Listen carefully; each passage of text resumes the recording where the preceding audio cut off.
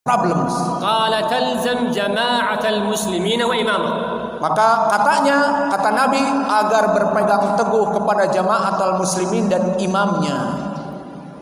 إذن علمنا بهذا حفظكم الله أن الاعتصام بكتاب الله عز وجل يكون بمعنى التمسك بالقرآن، التمسك بالإسلام والقرآن والجماعة. Maka kita memahami sekarang bahwa yang diinginkan berpegang teguh kepada al-jamaah adalah al-Islam, bertamasuk kepada al-Islam dan Al-Quran dan jamaah. وقد جاءت الأحاديث الكثيرة بوجوب طاعة ولي الأمر في الطاعة. Dan telah banyak hadis-hadis yang disebutkan oleh Nabi kita tentang wajibnya taat kepada pemimpin kaum muslimin. بل قبل ذلك ما جاء في القرآن. Bahkan sebelumnya datang di Al-Quran. عدم الخروج على ولي الأمر دليله القرآن والسنة والإجماع. Maka kita tidak keluar dari ketaatan pemerintah kita berdalil dari Al-Quran dan Sunnah dan ijma' kaum muslimin. أما القرآن فمن ذلك ما ذكرناه في الآية السابقة. Maka adapun di Al-Quran seperti ayat yang terdahulu, في قول سبحانه وتعالى واعتصموا بحبل الله جميعا وتفرقوا. wala tafarruq. Maka berpegang teguhlah kepada tali Allah dan janganlah kalian berpecah padanya. وفي قوله سبحانه وتعالى Dan di dalam ucapan Allah Jalla wa Ala, وأطيعوا الله وأطيعوا الرسول وإلى الأمر منكم. taatlah kepada Allah dan kepada Rasulnya dan kepada para pemimpin negeri kalian. ومعنى ولي الأمر Dan makna pemimpin negeri kalian, pemimpin kalian, في قول جماهير المفسرين dari ucapan jumhur kebanyakan dari mufassirin, orang-orang ahli tafsir, النووي رحمه الله seperti dinukilkan oleh Imam An-Nawawi rahimahullah, أن ولي الأمر هو الحاكم. bahwa makna waliul amr adalah al-hakim. فأمر الله سبحانه وتعالى بطاعته في طاعة الله. Maka Allah memerintahkan taat kepada hakim tersebut kepada sama dengan ketaatan kepada Allah.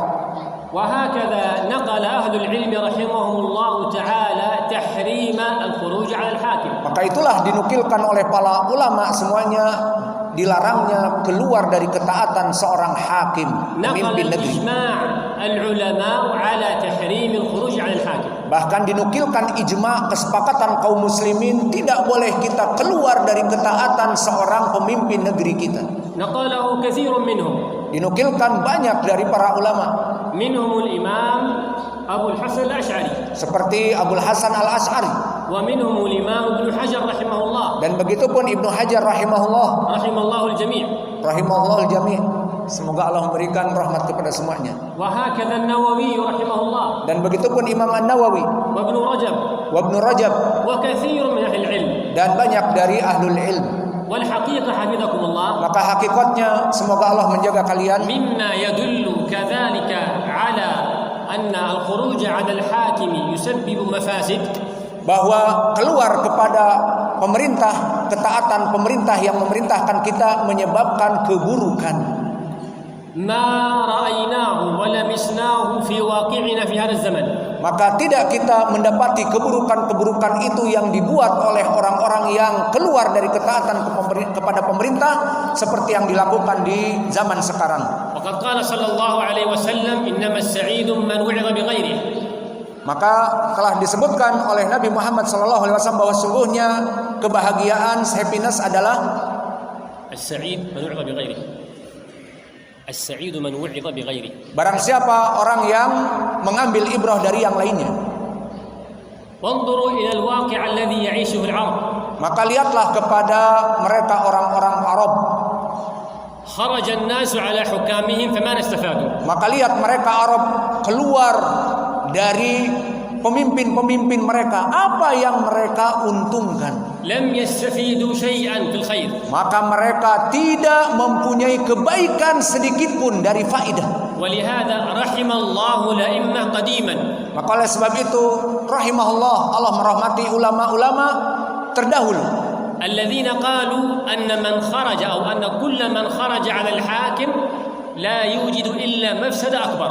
Maka mereka menyebutkan tidaklah orang yang keluar dari mendemonstrasi pemimpin-pemimpin negerinya dan menurunkan dengan kudeta dari pemimpin negerinya, kecuali akan memberikan mafsadah yang lebih besar daripada mafsadah yang dia kira. قد يقول قائل أخرج على الحاكم ليحقق مصالح. Maka bisa jadi mereka yang mendemonstrasi dan melaksanakan kudeta mengatakan, aku keluar dari pemerintah untuk mendapatkan faidah, untuk memperbaiki sesuatu. والحقيقة أنه يحقق مفاسد.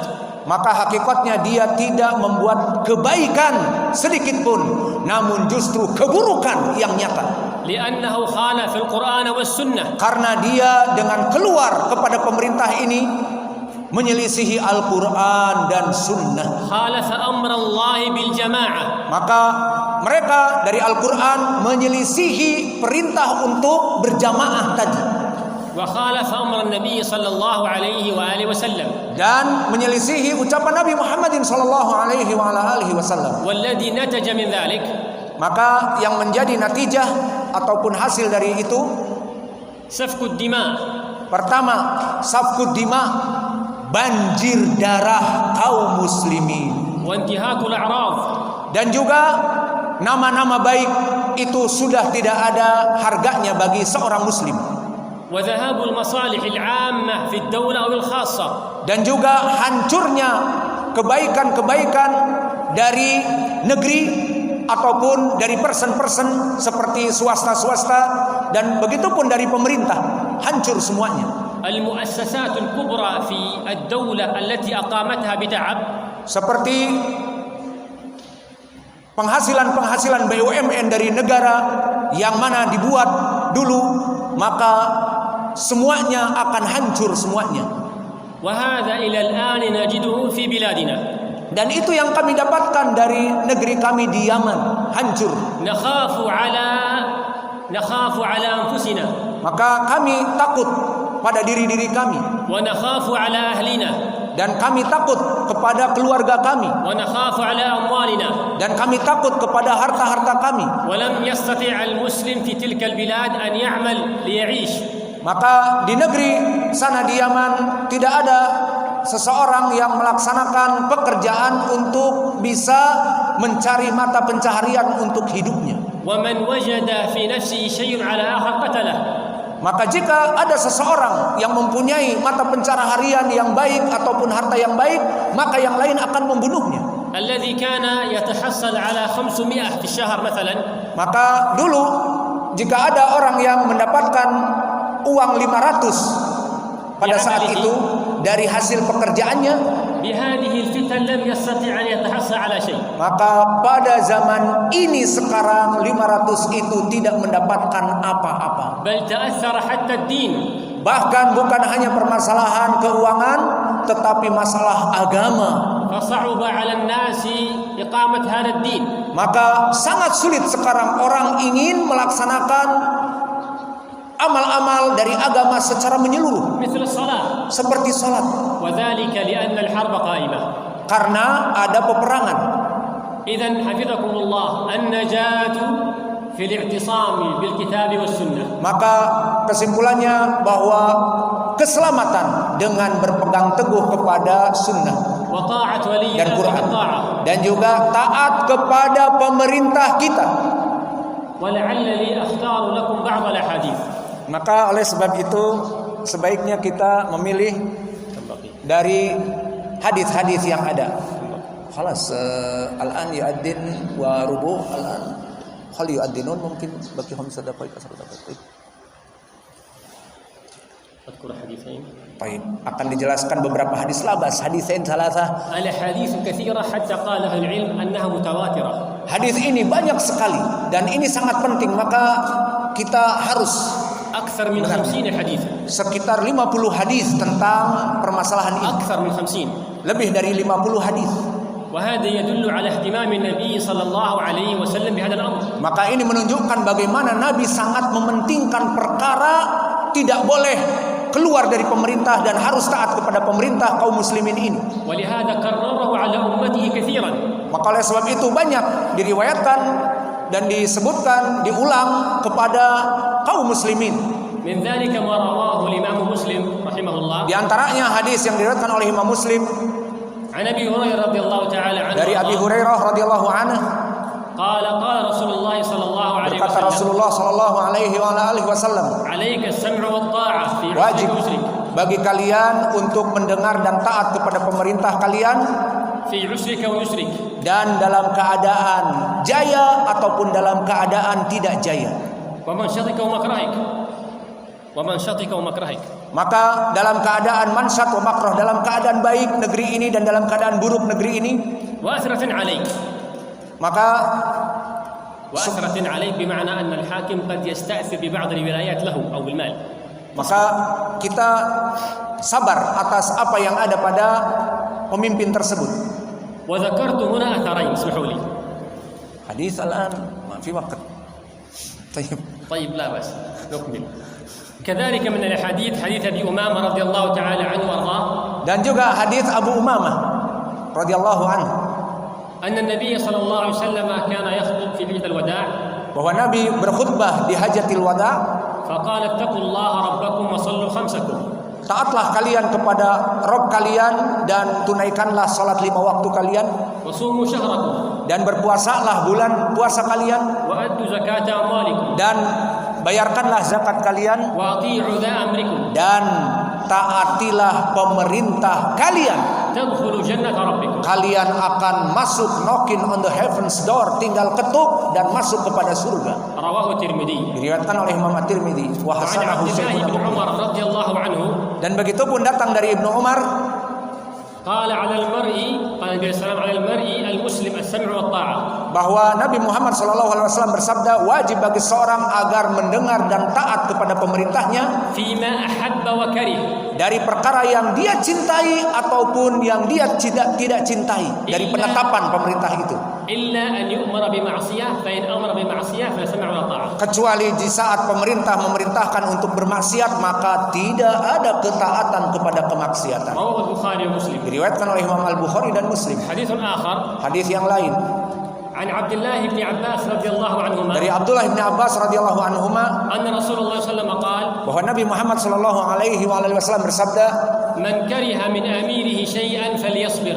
maka barang siapa yang melihat pada pemimpin kita ini ada kekurangan yang kita ini membencinya, karena namanya juga manusia, فإنه من خرج من السلطان شبرا maka barang siapa yang dia itu keluar ketaatan dari hasil kebencian tadi, petrol naik dan sebagainya, مات ميت جاهلية. maka dia keluar 1 jengkal saja, maka seakan-akan dia mati dalam keadaan jahiliyah. متفق عليه. Muttafaqun alaih, diriwayatkan Al-Bukhari dan Muslim. هذه أحاديث قليلة Maka ini hadis-hadis yang sedikit, وإلا فكنا كثيرة جدا جاءت maka kami في هذا الباب. katakan tadi lebih dari 50 hadis yang mutawatir datang dari berbagai segi.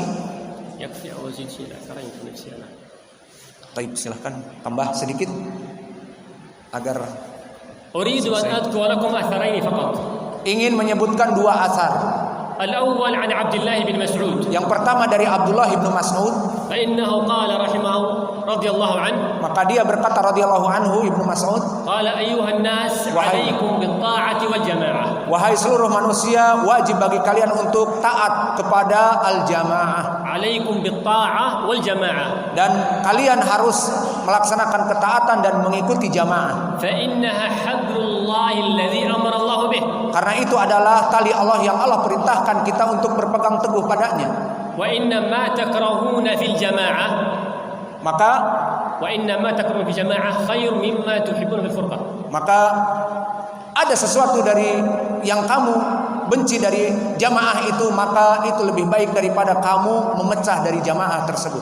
هذا الأول. Ini yang pertama. الأثر الثاني عن ابن عباس Asar yang kedua dari Ibnu Abbas, أن سماك بن الوليد الحنفي سماك بن الحنفي Samad Ibnul Hanafi لقي ابن عباس رضي الله عنه وارضاه. التقى بابن عباس bertemu dengan Ibnu Abbas rahimahullah radhiyallahu فقال anhu. ما ترى في أمرائنا يظلموننا ويشتموننا.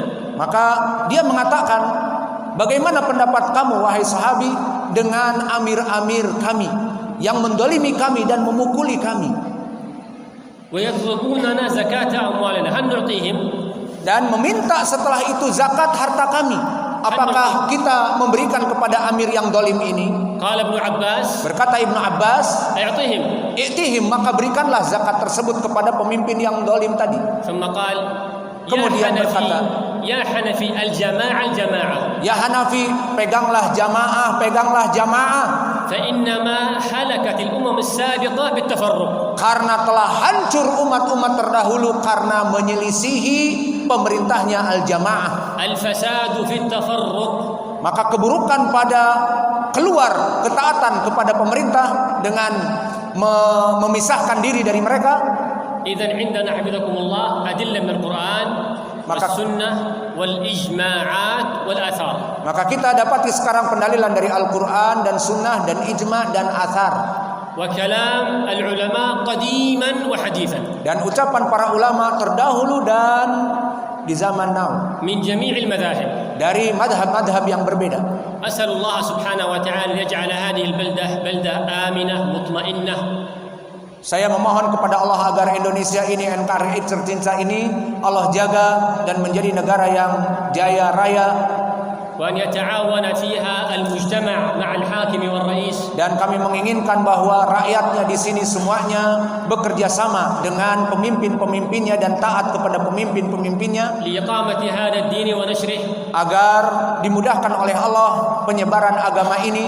والسعي في مصالح الناس. Dan juga agar maslahat-maslahat kebaikan pada manusia terus berjalan. فإنكم والله في نعمة عظيمة. Maka kalian, wahai orang-orang Indonesia, kalian dalam keadaan kenikmatan. إلى هنا وأشكركم على الصبر والتحمل. Maka sampai di sini cukup dan kami sangat bersyukur atas kesabaran kalian.